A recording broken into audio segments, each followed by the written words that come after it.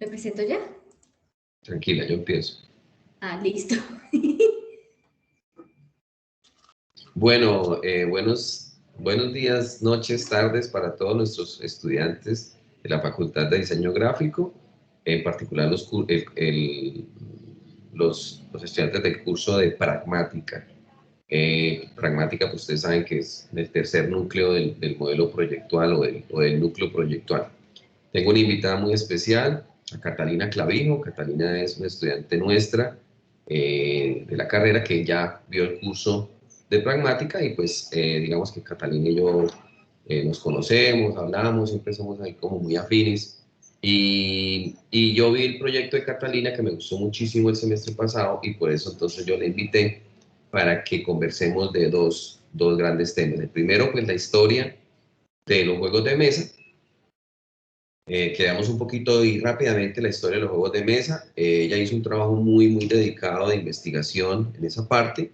Y después vamos a ver el caso de uso del proyecto que ella hizo para compartir la experiencia del diseño de los juegos de mesa, que creo que, pues, que más que sea uno de los estudiantes que nos muestre su desempeño. Entonces, Catalina, bienvenida a este encuentro.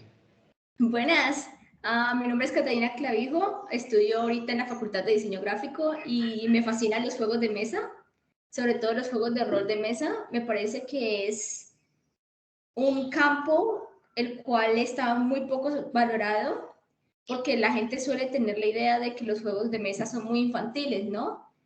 Pero una de las mejores experiencias que he tenido diseñando y creando narrativas ha sido en juegos de mesa con amigos. Especialmente ahorita en épocas de pandemia se ha aumentado bastante la cantidad de gente que juega juegos de mesa, sobre todo pues con ayudas de plataformas online. Y aunque no les voy a mentir, sí es una experiencia bastante buena, también uno tiene que entender bastante cómo funcionan los juegos para poder crear el de uno mismo. Es complicado, pero es muy interesante, la verdad. Sí. Sí, ahí hay un reto porque hay unos presaberes, ¿no? Entonces llegan estudiantes que juegan mucho, ¿sí?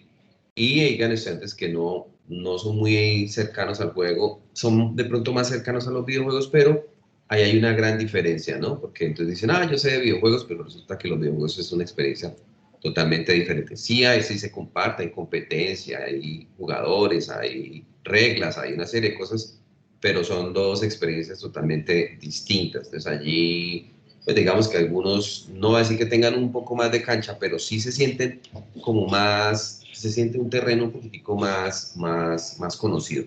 Bueno, entonces vamos a empezar con la historia de los juegos de mesa. Aquí yo tengo unas diapositivas muy sucintas en donde está aquí esta parte.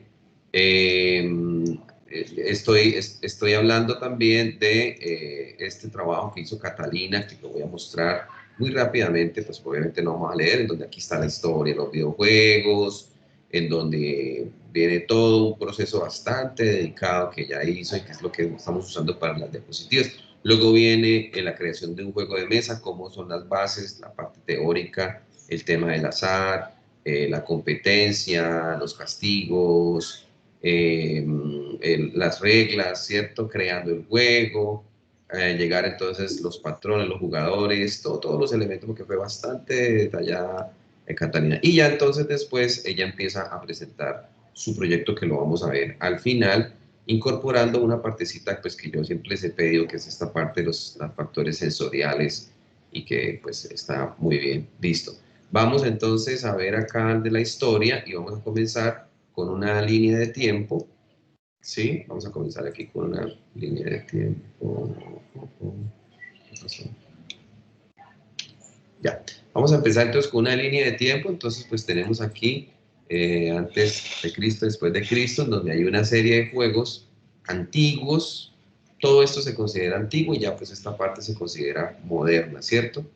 Hay unos hitos de esta línea de tiempo y pues por supuesto son el juego de Ur, el juego de Sene que vamos a ver, el Go que no lo vamos a ver, pero que es un juego de Asia, muy conocido. El ajedrez, el dominó, el parqués o el parchís, el juego de la oca. Y vamos a dar un salto muy rápido a los juegos de mesa que ustedes ya conocen, como el Monopoly, el Risk, el Uno, etcétera, etcétera. Un dato, para el año 2017 se han publicado más de 5.000 juegos, es solamente en ese año. Entonces, para que veamos un poco la importancia de los juegos de mesa. Ahorita al final les voy a mostrar uno que van a lanzar en estos días en Bogotá, un grupo de rock que ustedes seguramente conocen y que me pareció muy chévere y que a mí me gusta el grupo.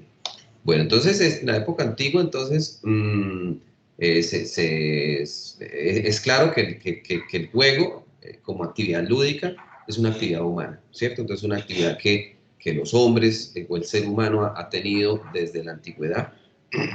Jugar, incluso lo hacen los animales, como una acción de aprendizaje para la vida, ¿sí? Entonces, el hecho de que la madre leona juegue con sus cachorros, con una presa, ¿cierto? Para irle enseñando cómo es que se caza, cómo es que se atrapa a esa presa, cómo es que bueno, se esconde, todo este tipo de cosas, pues es un ejemplo de cómo los animales también juegan, en el caso con sus bebés. Jugar, pues no es una actividad solamente de los niños, sino también es una actividad nuestra, nos encanta el juego, ¿cierto? Nos divertimos muchísimo y buscamos encontrarnos para conversar, pero también para divertirnos. De ahí entonces el advenimiento de los deportes, porque están muy unidos, aunque los deportes pues ya son actividades físicas. Aquí nos alejamos un poco de eso porque la distancia que tomamos es para los juegos de mesa, que tienen, por supuesto, su propio capítulo, ¿cierto? Entonces, aquí encontramos el juego de Ur, creado en Mesopotamia alrededor de 3.000 años antes de Cristo, y pues aquí nos mencionan, esto es de Wikipedia, que se sigue jugando hoy en día, ¿cierto? Y que es muy popular entre fanáticos de juegos de estrategia debido a su complejidad. Me encanta. Cuando quieras decirnos algo, nos vas Sí, claro. incorporando. Bueno, aquí la mayoría de gente no sabe que los juegos de mesa pues ya existían en la prehistoria, como dice aquí, lo que significa que fueron incluso previos al lenguaje escrito. Qué chévere. ¿Y cuál fue el primer juego de todos? Pues los dados. Entonces los dados, aquí vemos unos dados muy antiguos, seguramente tallados en hueso. El hueso, la madera, la piedra, pues son los También se materiales. usaban otros materiales como por ejemplo el caparazón de algunas tortugas o de otros animales pequeños. El marfil también de los elefantes. En el túmulo funerario de Basur Oyub, situado en el sureste de Turquía y con 5.000 años de antigüedad, fue hallada una serie de 49 pequeñas piedras talladas con pinturas. Se trata de las piezas de juego más antiguas jamás encontradas. También se han encontrado objetos parecidos en Siria e Irak, lo que parece indicar que los juegos de mesa se originaron en el creciente fértil. El creciente fértil es Mesopotamia, es esa parte, esa en medio de ese desierto, pues esa zona es muy fértil, por eso se dice que allá nació la humanidad, ¿no? En esta misma zona también fue donde se encontraron los primeros sets de piezas de juego, de hecho. Eso fue hace como 3100, en el 3100 antes de Cristo. Sí. Y no solo eran los dados, sino que también habían piezas las cuales tenían como un aspecto humanoide. Y muchos arqueólogos los cuales lo sacaron dijeron que pues parecía como una especie de prototipo extraño de ajedrez, aunque no se sabe todavía, incluso hoy en día, para qué usaban esas fichas. Okay. Se cree que eran usadas para los jóvenes de la clase privilegiada para hacer estrategias de combate. Bien. Bueno, entonces dices, los juegos de mesa también se crearon en algunos casos pintando uno de los lados de un palo plano. Estos palos hacían de dados y se lanzaban varios a la vez. El número de palos que tenían la cara pintada boca arriba era tu tirada. Los dados de Mesopotamia se hicieron de diferentes materiales como huesos de nudillos tallados, madera, piedras pintadas y caparazones de tortuga, como lo mencionó Ortica Catalina. Entonces es una fotografía del dado hueso de nudillo del siglo V al III antes de Cristo de Grecia. donde pues allí se ven como estas intenciones, ¿no? Muy vernáculo, muy artesanal, pero el deseo por jugar, por divertirse. Los juegos de mesa se popularizaron entre los faraones del antiguo Egipto, sobre todo el juego de Senet, que es uno de los más importantes y que siempre se encuentra uno ahí en todo lo que es la historia. Fue hallado en tumbas de la primera dinastía y también algunas anteriores, y se pueden ver referencias de varios de los motivos que las decoran. En el Imperio El juego Nuevo de de, Egipto, sí, qué pena, el juego de tranquila. Senet, por ejemplo, empezó para los faraones, pero luego se fue popularizado entre los ciudadanos. Los faraones tenían las cajas talladas y decoradas en madera y otros materiales, mientras que los ciudadanos simplemente hacían una marca de lo que es el tablero en las arenas y en el suelo, y jugaban con rocas y otro tipo de materiales. Bien. Entonces, en el Imperio Nuevo de Egipto, 1550 a 1077 antes de Cristo, ya se habían convertido en una especie de talismán en el viaje de los muertos. Entonces, no solamente en la tumba estaban los elementos decorativos, sus joyas y otros elementos, incluso comida, sino que también iban en los juegos, ¿cierto? Para ese viaje, el viaje de los muertos, pues que es todo un tema en los egipcios. Este es un ejemplo del juego de Senet. Esta es una versión moderna. El juego de Senet todavía se juega, se tienen estas representaciones. Y a la derecha, pues una caja antigua, muy seguramente con elementos en jade o en esto es una madera con incrustaciones, normalmente lo que se hace en ellos. Y fue hallado en tumbas de la primera dinastía. Bien. Llegamos al juego de Mehen, que también es un juego de mesa que se creó en el antiguo Egipto. El nombre del juego se refiere a la serpiente del dios protector Ra. Recordemos que Ra es el dios más importante de los egipcios, que es el sol, ¿cierto? Durante su noche de viaje en el tiempo al inframundo, que es una alegoría a Dante. Menciona Dante porque uno de los recursos literarios narrativos del semestre anterior al de Catalina fue Dante, y allí pues hubo unas cosas maravillosas. Entonces fíjense cómo aquí esto es una espiral que va del centro hacia afuera, ¿sí? En donde van sucediendo una serie de acciones. Esta es la versión moderna del juego de Mehen, que todavía pues existe, y este pues obviamente es un juego encontrado en tumbas, en excavaciones de ese, y ahí se ve pues precisamente toda esa parte tallada en piedra. El Bien. juego de Mehen es Sí. bastante importante a la hora de hablar de los juegos de mesa, Sí. sobre todo en la cultura egipcia, porque fue un juego tan popular que se empezaron a vender y distribuir los tableros tallados en piedra de forma física, incluso con los ciudadanos. Entonces pasó de ser un juego que jugaba solamente la realeza y los ciudadanos encontraron una manera de manejarlo, a ser un juego para todas las personas de Egipto. Se cree que se juega similar al juego de la hiena, que es un juego de mesa que tiene factores similares, Sí. Pero el juego de la hiena es de las zonas árabes. Sí, creo que tenemos algo de ese juego ahorita. Bueno, el Imperio Romano, entonces, damos saltico un poquito, ahí vamos dando saltos, no vamos a ser tan específicos, no nos quedamos aquí, que pues, por supuesto es todo un tema. Entonces, en la antigua Roma había un juego extremadamente popular que se llamaba el Duodecum Scripta et Tabulae, y que se conoce como las tablas. El nombre y su presentación son distintas, pero la diferencia entre las tablas y el backgammon es mínima, prácticamente es un backgammon, ¿cierto? Las normas del juego, el objetivo, la cantidad de fichas que cada jugador tiene, utiliza o tenía, en la estrategia pues son las mismas, y la única diferencia es que en el de tablas se usan 3 dados de 6 caras en vez de 2 que se usa en el backgammon. Bien. Este juego, por ejemplo, era súper popular en el Imperio Romano.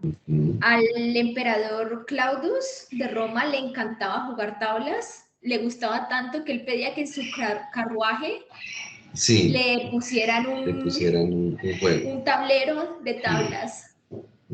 Antes de que se encontrara el juego de el Royal Game of Ur, que es el juego más antiguo del mundo, el más duradero, se creía que Backgammon era el juego más antiguo específicamente por tablas. Ok. Entonces, es en el 600 a.C. aproximadamente que los juegos se introdujeron como una forma de entretenimiento infantil. Ya hemos hablado pues, que nacen como juegos de adultos y luego pasan a los niños. Hasta la fecha los juegos de mesa contan con un contexto estratégico o espiritual o incluso de enfoque de entrenamiento de soldados, como lo que ha mencionado Catalina, el tema de las estrategias de guerra, ¿cierto? Como el Latrones, que es considerado el primer juego de estrategia de guerra. En esta época se creó el famoso juego de rayuela también, cuyo público es específicamente infantil. Se tiene registro de distintas rayuelas estampadas en piedra o en cemento hechos en la antigua Roma. Aquí vemos una escultura de 3 niños jugando a la rayuela en la ciudad de Würzburg, en un parque de la ciudad de Würzburg, un suburbio de la ciudad de Perth, en la Australia Occidental. Está, por ejemplo, también el juego de la serpiente, del juego de serpientes y escaleras, que es uno de los juegos infantiles más populares. De hecho, ese aquí fue lo creado tenemos. en India. Aquí está, Cata. Precisamente, mira, 400 años después en India se crea el juego de serpientes y escaleras. Al igual que en la actualidad, el juego de serpientes y escaleras se le presentaba a los niños como forma de educarlos. Sin embargo, ambos enseñan cosas distintas. Mientras que el juego actual trata sobre una forma muy sutil y efectiva de enseñarle a los niños a contar, originalmente se usaba para enseñar valores. Alrededor del tablero se encuentran distintos valores que los niños deben aprender y en la cabeza y cola de las serpientes se encuentran acciones inmorales. Cuando el juego fue llevado a Europa, la localización de este hizo que perdiera todo su valor religioso y ético y convirtiendo en un juego centrado alrededor de contar, ¿cierto? Entonces, esta es una representación histórica. Miren cómo es una pintura de guaché sobre tela. Y evidentemente, debo mencionar el Congreso de Ciencias Sociales, que vino un invitado, no se me olvidó el nombre en ese momento, pero me vi la conferencia, muy buena. Hablaba sobre la ilustración de cuentos para niños. Entonces, en la ilustración de cuentos para niños pasaba lo mismo, ¿no? Se contaba un cuento a los niños, por ejemplo, para hacerles, en alguna época donde se inventaron los fósforos. Entonces se crea un cuento para enseñarles a los niños que el fósforo puede producir un incendio, pero para eso se crea un juego, un cuento. Y de aquí se crea un juego, ¿cierto? Entonces es una cosa muy bonita de cómo allí, y cómo cuando vemos esto y cuando vemos lo de la ilustración antigua, pues el diseño gráfico definitivamente que es algo maravilloso, porque lo que estamos viendo aquí pues es una representación gráfica y está totalmente contenido dentro de lo que se hace en el diseño gráfico. Llegamos entonces al juego de Tafel, que es un juego de estrategia que se juega en unos tableros de cuadros, donde hay 2 bandos que se enfrentan uno al otro. Esto pues obviamente se dice que es el prejuego al ajedrez, ¿sí? Y se considera evidentemente como el antecedente. Entonces el jugador era designado en un rol defensivo u ofensivo, dependiendo de su posición en el mapa. Los jugadores del centro tenían que jugar a la defensiva buscando proteger al rey, quien tiene que escapar de los asaltantes al irse por los bordes del tablero. Los asaltantes deben matar al rey y cualquiera que se interponga entre ellos este objetivo. Este juego era desbalanceado por el hecho de que los asaltantes tenían la ventaja de iniciar la partida. Y esto era a propósito, pues el juego servía como una forma de mostrar las tácticas vikingas y su efectividad en batalla. Bueno, vale aclarar que este juego de Tafel es nórdico. De hecho, miren ese ejemplo que está allí, con esas nudos celtas, digamos, la parte de que son las serpientes. Miren cómo estos juegos, entonces, el mismo ajedrez tiene un rey y una reina, y pues obviamente eso es una representación de la monarquía, de los soldados, de todo lo que configura un reino. ¿Cierto, Cata? De hecho, la razón por la que tal se ha encontrado en tantos lados es porque a donde fueran los vikingos a invadir, se llevaban el juego con ellos. Entonces se cree que esa fue la manera en la que empezó a nacer el ajedrez, no solo pues por la similaridad en las fichas y en el modo de juego, sino también porque ya como los vikingos a donde fueran se los llevaban, se esparció en varios sitios de Europa. Claro. Ayer comentaba, perdón, en la conferencia misma, los mercaderes llevaban botones, llevaban telas, llevaban herramientas y llevaban los cuenticos, ya se imprimían cuenticos, ¿cierto? Y seguramente llevaban juegos de mesa también. Entonces, este tipo de mercaderes hacían también que esto fuera un poquito más adelante. El ajedrez entonces es fácil de aprender, pero difícil de dominar, que es una de las máximas de los juegos, ¿no? Fácil de aprender, difícil de superar, ¿cierto? O difícil de dominar. Bueno, aquí dije las mismas palabras, pero ustedes me entienden. Y esto es muy interesante en los juegos porque es una de las claves, ¿cierto? Dice, no, muy fácil de entender, pero pues lograr ese desempeño tiene su esfuerzo, pero eso implica ese deseo interno de nosotros de ser humano de competir, de ser mejores. La mayoría entonces de juegos exitosos tienen una curva de dificultad similar a la del ajedrez, ¿sí? La ventaja de esta distribución de la dificultad es que constantemente le recompensa al jugador por mejorar sus habilidades, estábamos diciendo. Está un sentimiento de recompensa que no se vale simplemente de unas cuantas victorias. La recompensa se mantiene cuando pierdes, porque la experiencia que obtienes de una pérdida garantiza que en tu siguiente partida no cometas el mismo error. Y eso es muy importante a la hora de cuando les toque a ustedes hacer el juego, porque hay muchos juegos donde la curva de dificultad está altamente desbalanceada. Hay juegos los cuales, por ejemplo, empiezan muy difíciles y eso hace que las reglas son bastante complicadas, ¿no?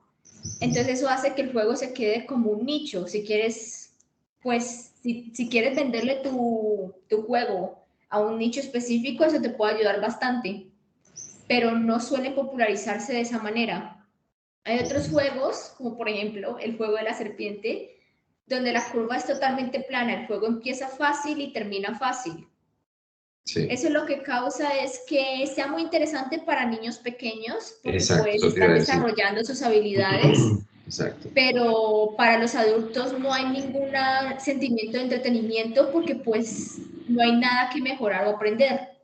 Hay otros juegos que tienen casos muy curiosos donde el juego empieza difícil, pero una vez aprendes las reglas, el juego se vuelve totalmente fácil. Ese es uno de los peores curvas de dificultad que existen porque no puedes tener a la gente la cual entra porque el juego es sencillo y no puedes tener a la gente la cual busca un desafío porque luego de entender las reglas no hay nada. Claro. Bien. Bueno, aquí damos un salto enorme y llegamos al Monopoly, que es, digamos, un ejemplo muy, muy interesante, porque en 1903 Lizzie Magie, una de las primeras diseñadoras de juego norteamericanas, crea un juego bastante peculiar llamado El Juego de los Propietarios. Y se trata de un tablero cuadrado con distintas propiedades marcadas en las casillas.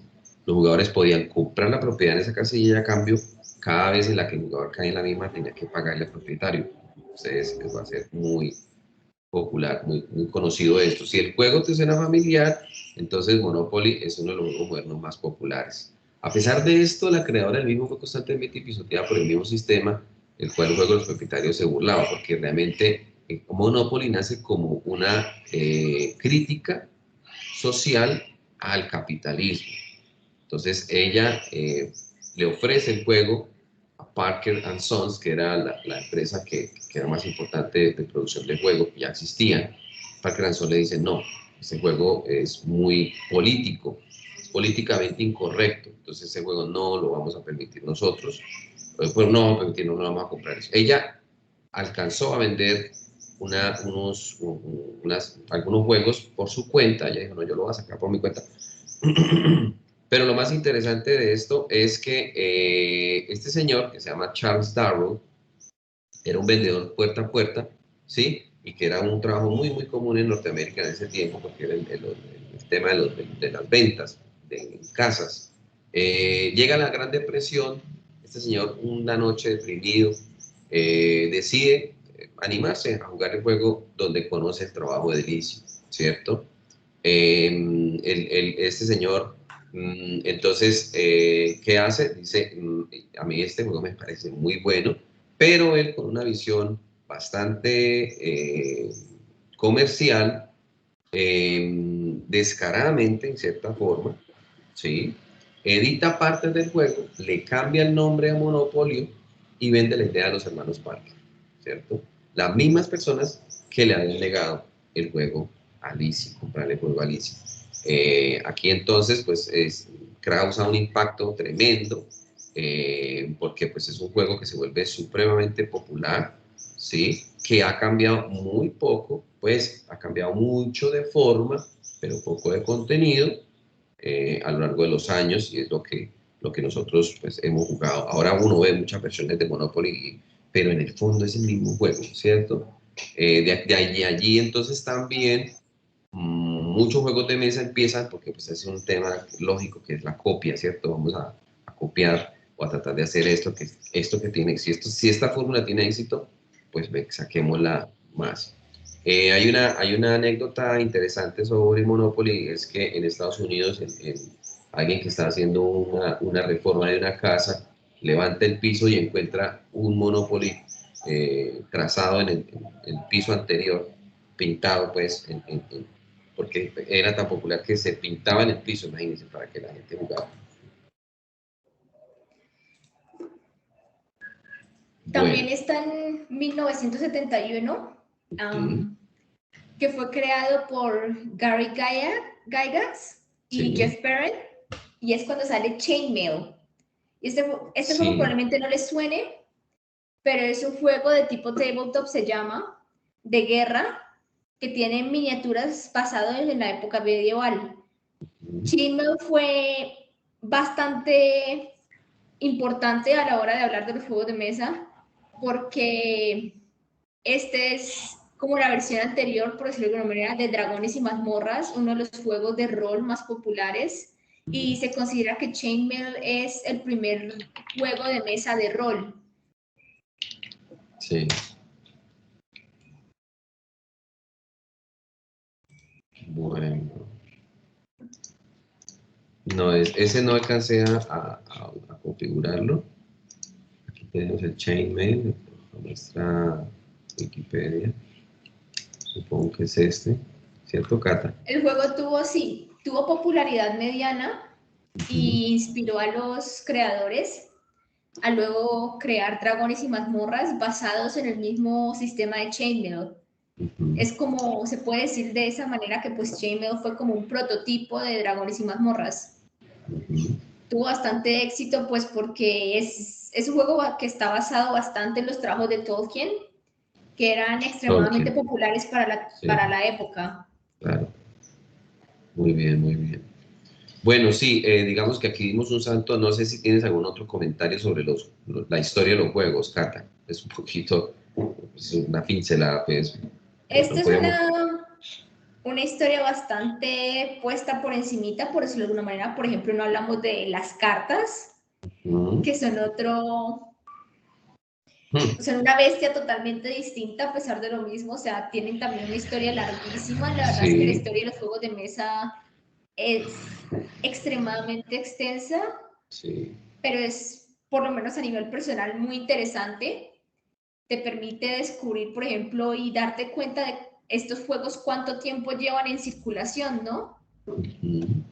Porque hay juegos los cuales no tenía ni idea que llevaba tanto, o sea, cosas como el dominos, por ejemplo, los dominos que son extremadamente antiguos. Hay juegos modernos incluso que se pueden considerar bastante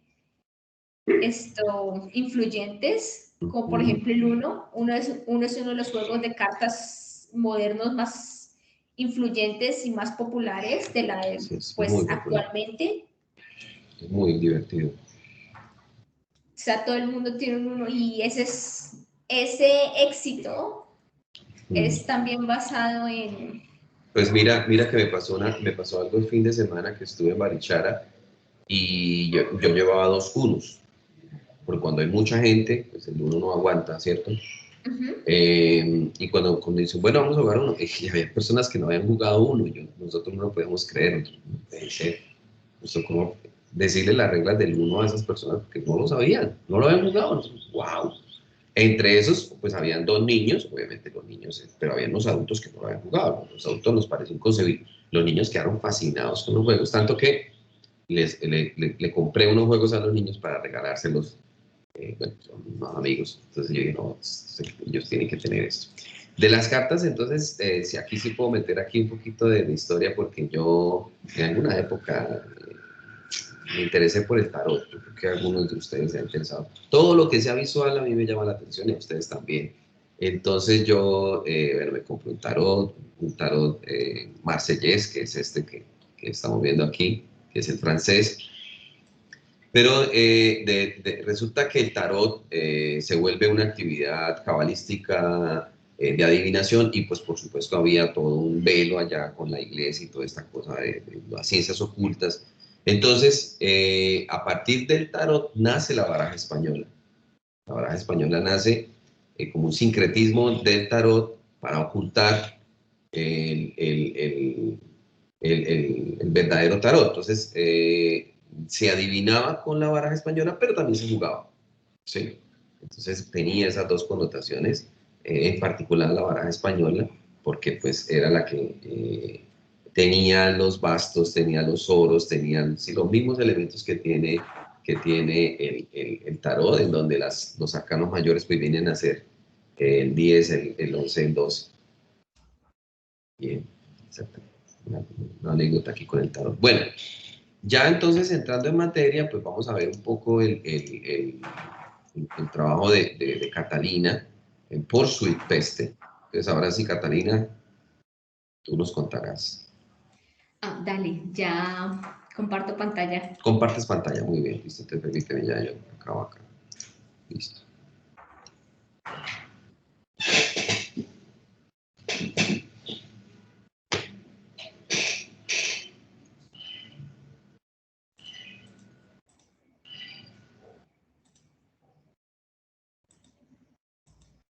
Listo, pues empezamos primero que todo con el manual del jugador.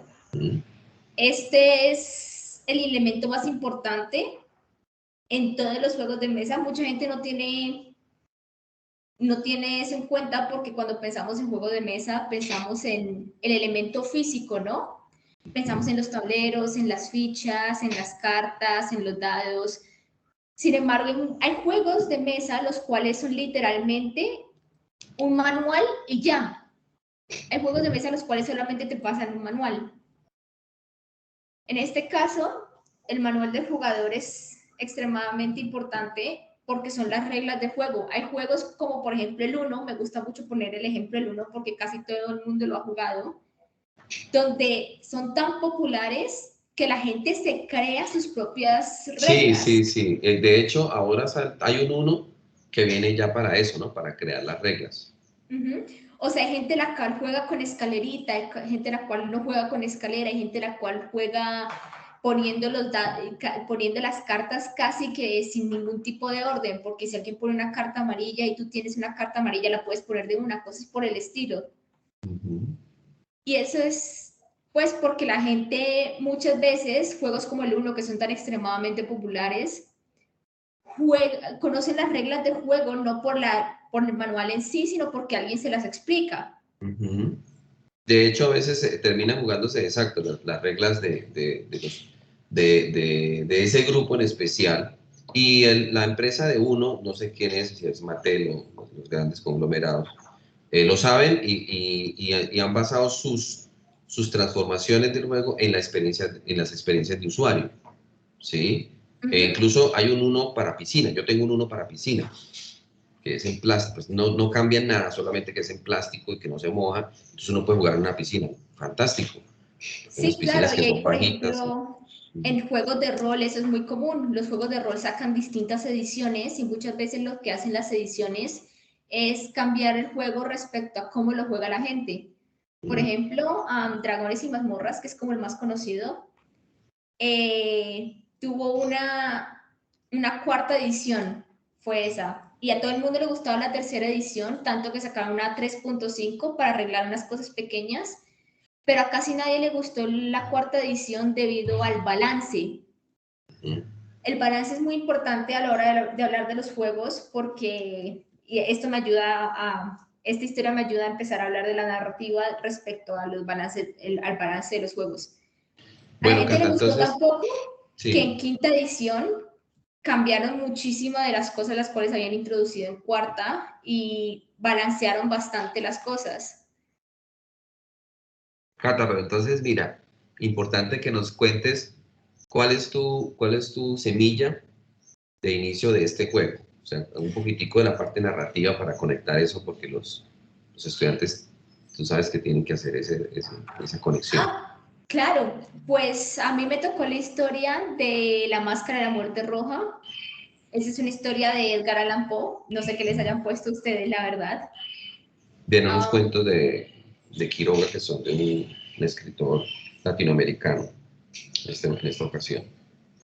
Entonces, la historia mía es básicamente una plaga la cual llega a una ciudad y el príncipe Próspero decide encerrarse en su castillo junto a la élite para que no entre la enfermedad. La enfermedad se llama la peste roja porque hace que la gente básicamente sangre por los poros de la cara y se muera por falta de, pues, por desangrado. Sí, mira que entonces, es importante porque el juego tiene una estética así con sangre y esto para que los estudiantes lo entiendan. Tienen que enfocarse muchísimo en los aspectos importantes de la historia y elegir cuál es la esencia de la misma. En el caso mío, por ejemplo, la historia básicamente va alrededor de la plaga. La plaga es el antagonista principal, es la razón por la que el príncipe realiza las acciones que realiza y es lo que lleva al final.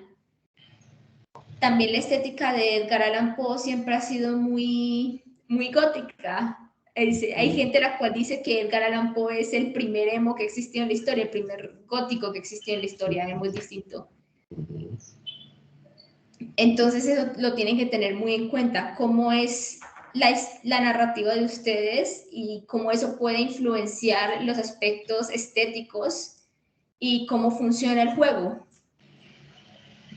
Caso mío, me enfoqué mucho en eso, la paleta de colores es extremadamente limitada, yo decidí trabajar nada más con 3 colores, blanco, negro y rojo.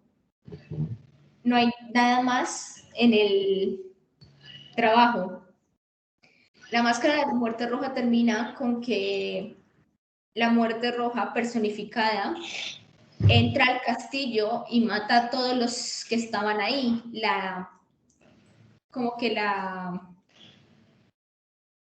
El final trata de decirnos que nadie puede escapar de la muerte sin importar qué tan rico sea. Entonces miremos las especificaciones ya que las están mostrando ahí, si quieres revuelvo un poquito. Claro. Vemos entonces, objetivo. Por Sweet Pest es un juego de supervivencia con un alto enfoque en el uso eficiente de recursos y el manejo del espacio. El ganador es el último jugador en pie sin ser infectado. ¿Contenido? Sí, dime. Para buscar el objetivo tienes que tener muy en cuenta qué quieres realizar qué quieres decir con tu juego. Monopoly, por ejemplo, Monopoly empezó como una crítica al capitalismo. ¿Y cómo haces una crítica de ese estilo? Haces que la gente empiece a cambiar dinero por recursos y entre más recursos tenga, más dinero acumula. Esa es toda la base de Monopoly. Tienes que crecer y crecer y crecer más hasta que pues los otros jugadores no puedan hacer nada. Aquí está, por ejemplo, antes de la partida, tú siempre tienes que, el manual de juego tiene que ser sumamente específico con las reglas. Esto es debido a que a diferencia de videojuegos, por ejemplo, que tienen un límite físico, un límite que tú codificas en el juego para que los jugadores no puedan hacer una cosa, si tú en tu manual de juego no especificas que esa cosa no se puede hacer o que se puede hacer, los jugadores pueden abusar de eso y eso puede crear problemas de balance. Por ejemplo, en juegos que tienen una narrativa más específica, siempre se ponen límites a ciertos objetos para que no puedan interactuar entre ellos. Un ejemplo que puedo dar aquí muy rápido es esto,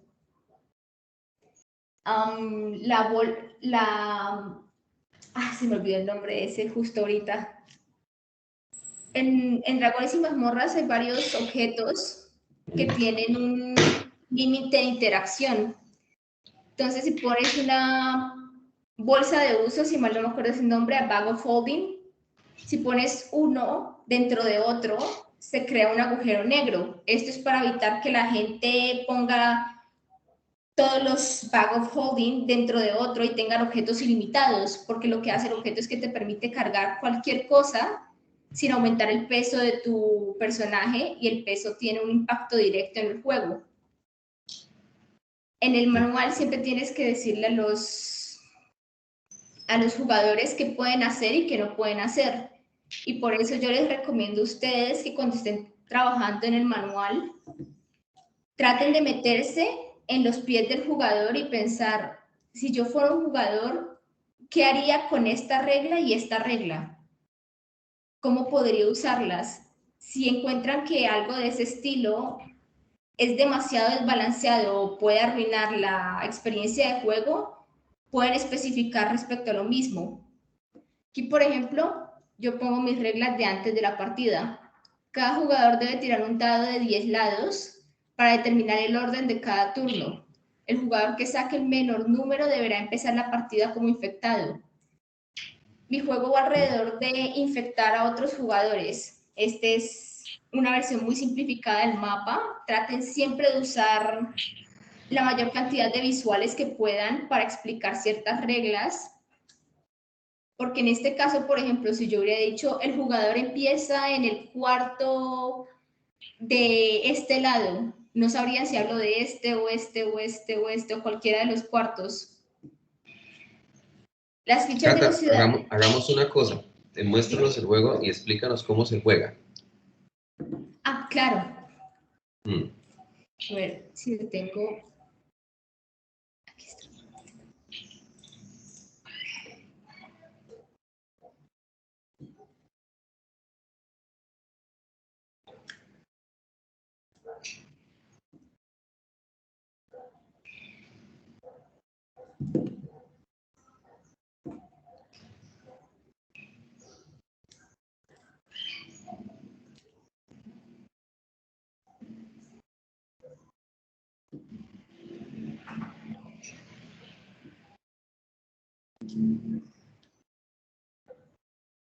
Aquí está el tablero, ¿no? Aquí, en este cuarto, empieza el infectado y los otros jugadores, los ciudadanos, empiezan en la mitad del hub principal. El objetivo del juego es ser el último sobreviviente. Solamente puede haber un ganador. ¿Cuántos jugadores? La cantidad de jugadores es esto de 3 a 6. Ok. Entonces, empieza siempre un jugador encerrado y el resto de jugadores empiezan en el hall del centro. Es un Tiran castillo, los dados, ¿no? Es un castillo. Listo. Tiran los dados y el dado te dice cada turno. El turno de cada quien. Puedes moverte en cruz en cualquiera de los lados respecto al movimiento de tu dado. Los ciudadanos y los infectados tienen dados distintos. Esto es para que no pueda, por ejemplo, el infectado simplemente salir y atacar a uno de los ciudadanos apenas empiece la partida. Cada jugador se puede mover en cruz en su turno dependiendo de la cantidad de dados. Si saco, por ejemplo, 6, puedo moverme 2 hacia arriba y 3 hacia abajo, por ejemplo. Hay ciertos cuartos denominados cuartos de acción, que son los marcados en esta zona. Son los marcados en rojos. Los cuartos de acción te dan una carta. Esas cartas pueden ser beneficiosas o dañinas a ti o a otros jugadores. Entonces, a ver, les muestro algunas de las cartas. El juego va alrededor de moverse alrededor del mapa, evitando que te acorralen o que te infecten. El infectado simplemente tiene que pasar por encima de ti para poder infectarte. Los cuartos de acción representan algo lo cual se llama Risk and Reward, es el nombre de ese tipo de cosas. Y es que cuando estás en un cuarto, estás básicamente encerrado. Si alguien te puede esperar por fuera, pues no tienes a dónde ir. Sin embargo, te dan una carta de acción. Y estas cartas te dan beneficios, los cuales puedes usar contra otros jugadores o para ti. Hay cartas las cuales te permiten tirar más dados para ir más lejos. Hay cartas las cuales te permiten hacer que otro jugador se quede encerrado dentro de un cuarto durante 1 o 2 turnos, lo cual pues hace que los enemigos puedan planear alrededor de eso. Hay cuartos los cuales te pueden dar a ti un resultado negativo. Son una cantidad de cartas mínimas para que la gente aún así tenga una necesidad de entrar a los cuartos. Cuando obtienes una carta entrando a un cuarto, puedes usarla instantáneamente en caso de que sea una carta que se active al tirarla, o la guardas en tu mazo de cartas. Cada vez en la que sea tu turno, puedes empezar el turno usando una carta o terminar el turno usando una carta. Bien. Estas cartas no se pueden usar en el turno de otros jugadores. Entonces, hay una carta en específico que es la Ratchet, que te permite si la sacas cuando estás infectado, te permite volver a jugar como ciudadano. Hay cartas que son Malediction, que son las malas. Esas hacen, por ejemplo, que tú que sacaste la carta, se te pierde una pierna o algo así y tienes una velocidad reducida. Velocidad reducida, por ejemplo, es que cada vez en la que sacas un número se parte por la mitad. Cosas por el estilo. Entonces, se termina el juego cuando haya nada más un jugador alrededor del tablero que sea un ciudadano. O sea, el que quede solo. El que quede solo. Este es uno de esos juegos en los cuales nada más hay un ganador. Un ganador. Listo. Bueno, muy bien. Bueno, hablemos un poco ahora del juego en sí, de la parte física. A mí me gustaría que miráramos las fichas, porque Claro. me pareció muy chévere el diseño que hiciste, porque creaste unos personajes. Aquí está el tablero. Mm, El tablero es un tablero asimétrico. sí. Tienen que tener en cuenta la simetría y el trabajo del tablero, en caso de que pues el trabajo de ustedes, estoy segura de que tiene que tener tablero, para ver cómo se manejan. Las fichas de maldición tienen todas el mismo diseño y se resaltan en rojo para que los jugadores sepan rápidamente quién está infectado y quién no, mientras que los ciudadanos funcionan en blanco. Aquí están las fichas junto al tablero y aquí está el zoom de cómo se ven. Las fichas de los ciudadanos, por ejemplo, tienen cada una un aspecto distinto para que no se mezclen entre los jugadores. La idea principal yo por ejemplo usé modelados 3D para hacer mis fichas y para hacer como la representación, el mock-up del tablero. Es tratar de darle una personalidad específica al juego. Los ciudadanos, por ejemplo, tienen cabezas totalmente cuadradas y tienen una personalidad muy marcada en el tipo de fichas. Hay uno cual es muy, por decirlo de alguna manera, es como muy relajado, es muy extrovertido y se lo está tomando como un juego, ¿no? No se lo toma en serio. Hay otro cual es mucho más serio, entonces pone el lámpara a un lado y se pone a hablar con los demás. Y hay otro cual es muy cuidadoso, entonces está cuidando que no se le apague la llamita de la lámpara.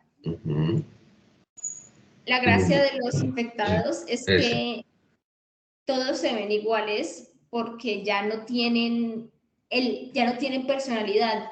Sí. Entonces, como que caminan como hacia abajo, con la sangre encima, que es pues el color rojo y todo eso. Derrotados. Como si no tuvieran parte del cuerpo funcionando, como si Sí, estuvieran básicamente arrastrándose. sí. Es muy importante el tener en cuenta qué puedes hacer para darle personalidad a tu juego de mesa, porque como el profesor lo dijo, hay como 50.000, fue que dijiste, como 50.000 juegos de mesa en distribución. No, al año, en el 2017 se Al quedaron año. 5.000, imagínate. Sacaron En el 5.000 al mundo, año. ¿no? Obviamente. Ajá. A nivel mundial, ¿cómo puedes hacer que tu juego de mesa se resalte sobre otros juegos de mesa? Y eso es con la personalidad visual, personalidad de color. Por ejemplo, yo estaba mencionando antes, mi juego no tiene una paleta de colores muy extravagante. Blanco, negro y rojo, ni siquiera tiene gris. Y esto logra ayudarle bastante a la personalidad. Bueno, ese tablero, en qué pensaste hacerlo? ¿En madera?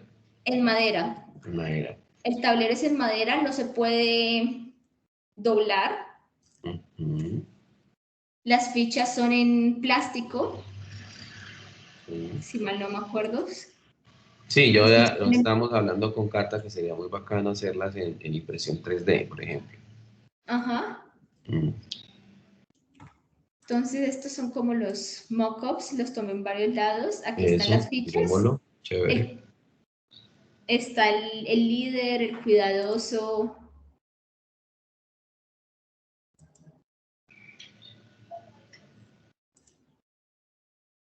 Aquí está el extrovertido. Ujú. Aquí está la ficha de los derrotados.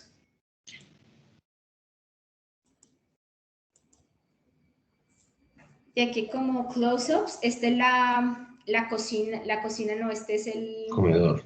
el comedor, Ujú. porque aquí está uno de los cuartos, el hall principal, el segundo cuarto, aquí está, por ejemplo, detalles pequeños. Yo siempre recomiendo para este tipo de cosas de darle detalles pequeños, la pintura que está, Ujú. la tinta que está manchada en la carta Escritorio, sí. escrita, cosas por el estilo. Aquí está la Chévere. cocina, aquí está la sala de juegos. Este hall, por ejemplo, está rodeado de estatuas de... Era que se quedó en el cuarto, Ah, donde está el oso de el cuero. Eso. sí.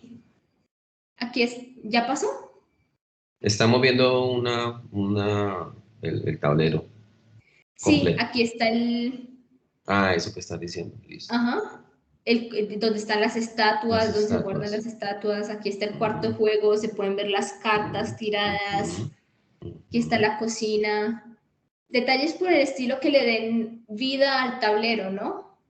Sí, me gusta que sea simétrico porque muestra un poco más real, ¿no? Obviamente eso es una planta de un castillo, ¿cierto? Sí, está. Tuve que buscar bastantes plantas para darle un diseño el cual fuera como. ¿Dónde se entra al castillo? La entrada no está aquí, este es uno de No los está. niveles. Ah, Se es un puede nivel. ver aquí las escaleras para subir Sí, a un nivel más arriba. ya, claro, esto es Entonces, un por el sótano. estilo, por aquí no está. Ajá, este es totalmente cerrado. Aún Eso más fue, oscuro, ¿no? Le da ese ambiente misterioso. eso fue hecho por diseño específico, porque sí pensaba hacer la puerta al hall antes, que este pasillo de aquí, esta parte, fuera como la entrada. Sin embargo, no tiene tanto sentido porque la gracia es que estén encerrados, no Ujú, pueden ir a ningún lado. bacano. Y es la razón por la que pues tienes que dar tantos giros y vueltas alrededor cuando estás huyendo y todo eso. La puerta está totalmente cerrada, está en otro lado que no es accesible. Sí. Bueno, Otro sí, dime. detalle, este es como el último que voy a mencionar, Bien, es que a tranquilo. pesar de que la paleta de colores fuera muy limitada, de nuevo, nada más blanco, negro y rojo, no hay rojo en ninguno de los cuartos. Sí. El tablero es 100% blanco y negro. Esto es porque los infectados tienen que resaltar sobre las otras cosas, sobre todo el mapa, para que todos los jugadores puedan estar alerta. Bien, excelente. Bueno, Cata, esto ya vamos cerrando. Algunas recomendaciones finales para nuestros compañeros. Si puedo darles una recomendación, la cual sé que les va a servir a todos sin importar lo que vayan a hacer con el juego, es que se tomen el tiempo para jugarlo por ustedes mismos. O sea, es un juego el cual no se puede jugar individual, porque hay juegos los cuales, pues solitario, por ejemplo, que se pueden jugar de forma individual. Finjan ser 2 o 3 personas o inviten a un compañero o algo así. Eso les permitirá cambiar bastantes cosas de su juego, detalles los cuales no se den en cuenta al principio. Por ejemplo, como yo le estaba mencionando, al principio todos los jugadores tenían el mismo dado, pero eso no funcionaba porque si sacabas un muy buen tiro de dados, podías salir siendo infectado, podías salir, infectar a un jugador y ya no hay nada que hacer porque están todos los jugadores, todos los ciudadanos empiezan en línea en el hall. Entonces básicamente se acabó el juego en el primer turno. Mientras que si logras, al haber jugado básicamente yo mi propio juego, fingiendo ser varias personas, logré darme cuenta que eso hubiera sido un error de diseño por mi parte y logré arreglarlo en vez de cambiando el tablero, o fue simplemente arreglando un poco las reglas. Ahora usas un dado el cual te dé menos movilidad, pero tienes ventajas en otros lados. Bien. Bueno, muy bien, Cata. Entonces, ya creo que estamos terminando con nuestra mirada del caso de tu proyecto.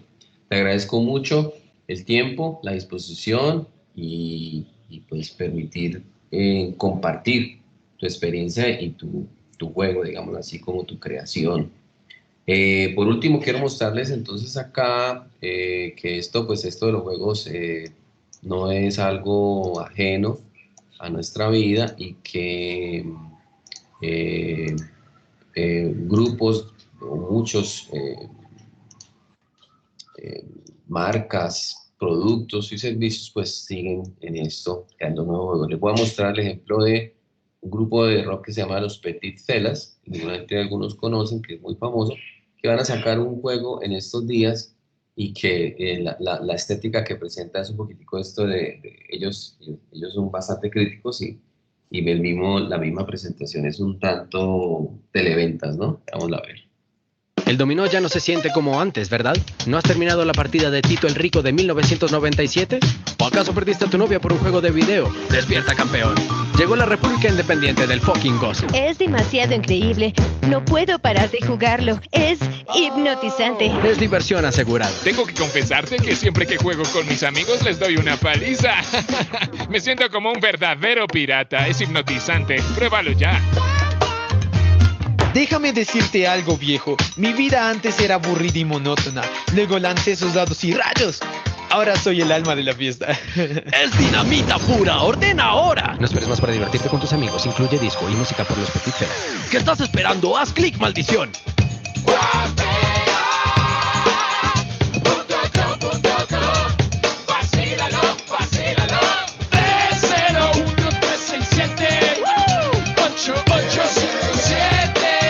Bueno, quería mostrarles esa parte, que es, que no sé si oíste la música, Cata. Sí, se alcanzó a escuchar, profe. Lo he grabado. Bueno, este es uno de los ejemplos y es colombiano, por eso me gustó y me lo encontré que días y precisamente me pareció muy, muy chévere mostrarlo porque, bueno, esto es algo que está vivo y que cada vez pues se va de pronto a conectarse con lo digital seguramente. Cata, muchísimas gracias. No hay problema, profe, cuando quieran. Si alguien quiere también recomendaciones de juegos, me parece una actividad muy interesante, sobre todo ahorita que pues ya se está acabando la pandemia y todo eso. Créanme que no hay nada que se sienta mejor que sentarse un día con los amigos ordenar algo de comer y ponerse a jugar juegos de mesa por toda la noche, básicamente. Súper, súper. Bueno, Cata, muchísimas gracias. Te Listo, agradezco de profe, hasta dejarme luego. grabar. Cuando quieras.